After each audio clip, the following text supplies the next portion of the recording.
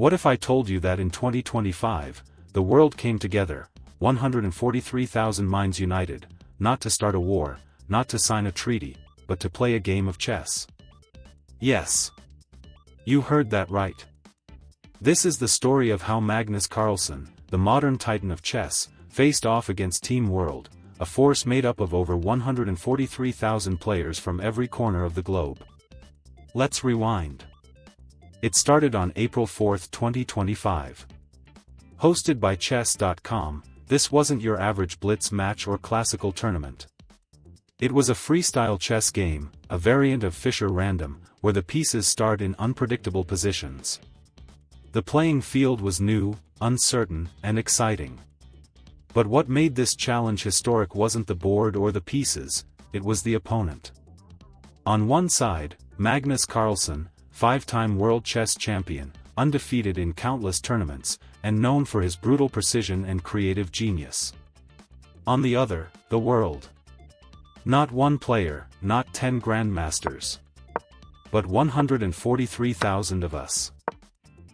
Beginners, club players, coaches, analysts, students, veterans. United under one account, Team World. Every 24 hours, we voted on the next move. Democracy in chess form. Strategy by committee. A battle of one brain versus a global hive mind. The question, could the world outthink the king?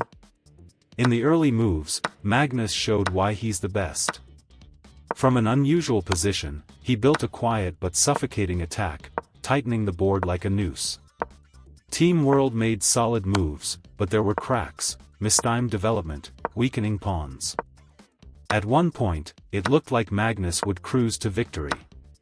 But then something clicked. The hive started to adapt.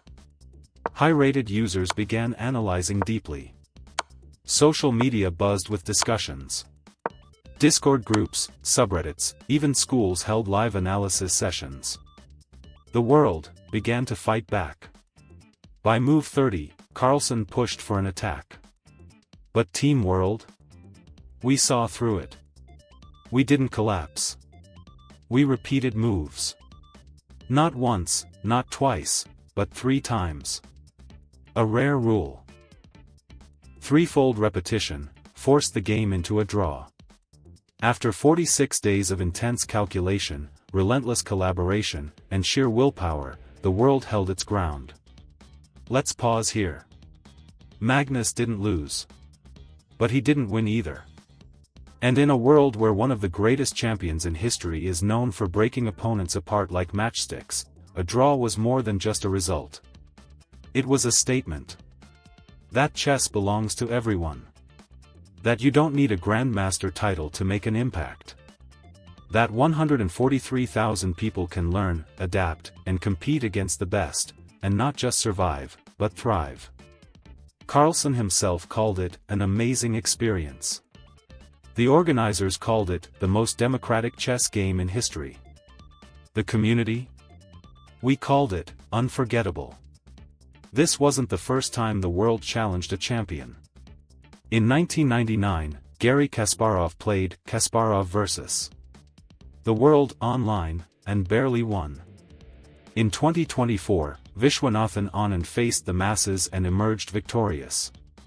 But in 2025?